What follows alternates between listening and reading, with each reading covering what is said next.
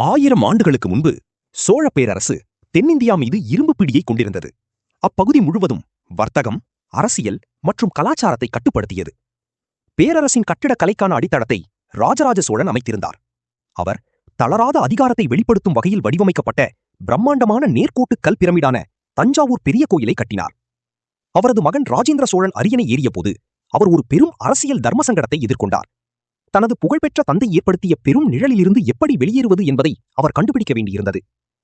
கிபி 1023இல் அவரது தீர்வு ஒரு துணிச்சலான இராணுவ படையெடுப்பாக அமைந்தது. ராஜேந்திரன் தனது படைகளை வடக்கு நோக்கி அணிவகுத்துச் சென்று கங்கை நதிக்கரை வரை உள்ள நிலப்பரப்புகளை கைப்பற்றினார். இந்த அளவிலான ஒரு வெற்றியை நினைவு கூறும் வகையில் ராஜேந்திரன் தனது தந்தையின் திட்டங்களையும் தாண்டி முற்றிலும் புதிய ஒரு கட்டிடக்கலை பாணியை உருவாக்கினார். அவர் கங்கை கொண்ட சோழபுரம் என்ற புதிய தலைநகரை நிறுவினார். அந்த நிலத்தை புனிதப்படுத்த அவர் கங்கையிலிருந்து கைப்பற்றிய நீரை நகரத்தின் கிணறுகளில் ஊற்றினார். பின்னர் அவர் தனது சொந்த கோயிலை கட்டினார். ஆனால் அவரது தந்தையின் நினைவு சின்னம் ஒரு திடமான முக்கோணமாக இருந்த இடத்தில் ராஜேந்திராவின் புதிய கோபுரம் வானத்தை நோக்கி வளைந்து ஒரு தனித்துவமான பெண்மை தோற்றத்தை அளிக்கிறது. அதன் பௌதிக கட்டமைப்பு திகைப்பூட்டுகிறது. அது 100க்கு 100 அடி அளவிலான ஒரு பிரம்மாண்டமான அடித்தளத்தின் மீது அமைந்துள்ளது. ஆனாலும் கோபுரத்தின் உட்புறம் முற்றிலும் உள்ளீடற்றதாக உள்ளது. மேலும் கட்டியவர்கள் ஒரு துளி சாந்து கூட இல்லாமல் அதை உருவாக்கினர். இந்த திட்டமிட்ட பொறியியல் தீர்வுகள் அந்த காலத்தின் சாத்தியமற்ற பௌதிக மற்றும் அரசியல் அழுத்தங்களுக்கு ஒரு செயல்பாட்டு ரீதியான தீர்வை வழங்கின. முதல் தடை லவாட ரீதியானது. கட்டியவர்கள் பரமலீரில் உள்ள கல்குவாரிகளில் இருந்து ஆயிரக்கணக்கான டன் பதப்படுத்தப்படாத கிரானைட் கற்களை புதிய தலைநகருக்கு கொண்டு வந்தனர். கற்கள் வந்தடைந்தவுடன் அந்த பிரம்மாண்டமான பாறைகளை ஒன்றாக பிணைக்க கொத்தனார்கள் சிமெண்ட், சுண்ணாம்பு அல்லது எந்த ஒரு பாரம்பரிய பசைகளையும் பயன்படுத்துவதை முற்றிலுமாக கைவிட்டனர். கட்டிடக்கலைஞர் ஈர்ப்பு விசை கட்டுமான முறையை பயன்படுத்தி ஒன்றோடொன்று கோர்க்கக்கூடிய பந்து மற்றும் சாக்கெட் மூட்டுகளை உருவாக்க துல்லியமாக பொருந்தக்கூடிய பள்ளங்களையும் மேடுகளையும் செதுக்கினார். இந்த மூட்டுகளை பயன்படுத்தி ஆயிரக்கணக்கான டன் கிரானைட் கற்களை அடுக்கும்போது கீழ்நோக்கிய பெரும் எடை கற்களை நிரந்தரமாக பூட்டிவிடுகிறது. சுவர் கனமாக ஆக ஆக மூட்டுகள் மேலும் இறுக்கமாகின்றன. சிதைவடையக்கூடிய சாந்தை நம்புவதற்கு பதிலாக புவியீர்ப்பு விசையை ஒரு ஆயுதமாக பயன்படுத்தி தனது நினைவு சின்னம் பௌதீக ரீதியாக ஒன்றிணைந்து ஒரு அழிக்க முடியாத செயற்கை மலையாக மாறுவதை ரேஹேந்திரா உறுதி செய்தார். ஆனால் ஒன்றோடொன்று பிணைக்கப்பட்ட கற்களால் ஆன ஒரு திடமான மலை கோபுரத்தின் தனித்துவமான வளைந்த வெளிப்புறத்தை விளக்கவில்லை. இந்த கட்டிடம் சிவனின் அருவமான பௌதீக சின்னமான லிங்கத்தின் கணித ரீதியாக துல்லியமான ஒரு பிரதியாகும். இந்து புனித வடிவியலின்படி 3 தனித்தனி பிரிவுகள் உள்ளன.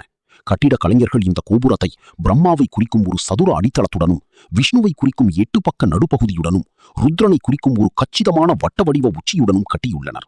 உள்புறத்தை பொறுத்தவரை கட்டியவர்கள் இரட்டைச் சுவர் அமைப்பை கட்டியுள்ளனர். வெளிப்புறச் சுவர் 13 அடி தடிமனும் உள்புறச் சுவர் 11 அடி தடிமனும் கொண்டது. இந்த இடைவெளி கோடையில் உள்புறத்தை குளிர்ச்சியாகவும் குளிர்காலத்தில் கதகதப்பாகவும் வைத்துக் கொள்ளும் ஒரு பழங்கால வெப்பக்கட்டுப்பாட்டு முறையாக செயல்படுகிறது. கோபுரத்தின் மையத்தில் உள்ள உள்ளிடமான பகுதி ஒரு ஒளி அதிர்வு அறையாகும். கீழே பூசாரிகள் மந்திரங்களை உச்சரிக்கும் போது ஒளி அலைகள் சிதறாமல் தடையின்றி மேல்நோக்கி பயணித்து மீண்டும் கீழே எதிரொலிக்கும் வகையில் அந்த வெற்றிடம் வடிவமைக்கப்பட்டுள்ளது. வடிவியல் மற்றும் ஒளியியலின் இந்த சந்திப்பு கோயிலை தெய்வீகத்தின் ஒரு பௌதீக வடிவமாக உருமாற்றியது. கோயிலுக்கு வெளியே நந்தி என்று அழைக்கப்படும் ஒரு பிரம்மாண்டமான ஒற்றைக்கல் காலை பிரதான வாயில்களை நோக்கியவாறு துல்லியமாக நிலைநிறுத்தப்பட்டுள்ளது.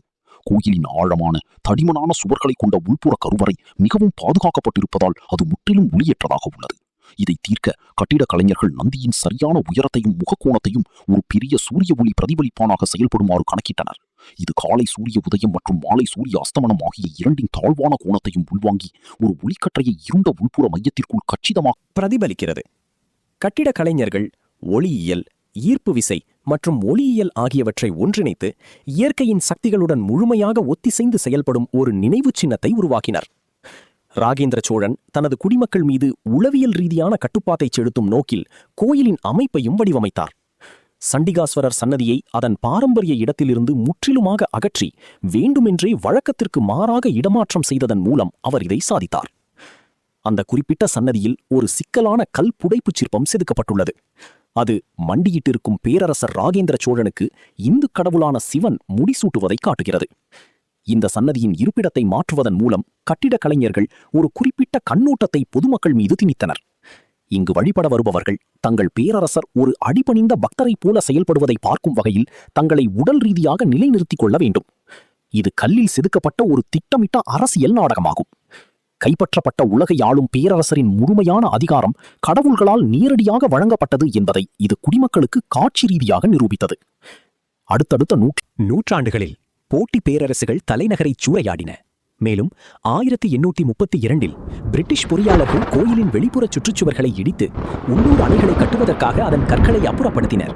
சுற்றியிருந்த நகரம் அழிக்கப்பட்டு வெளிப்புற பாதுகாப்பு அரண்கள் அகற்றப்பட்ட போதும் பிரதான கோபுரம் மட்டும் சேதமடையாமல் இருந்தது. சாந்து இல்லாமல் புவியீர்ப்பு விசையால் இயங்கும் அதன் பொறியியல் அமைப்பே அது தப்பிப் பிழைத்ததற்கு காரணம்.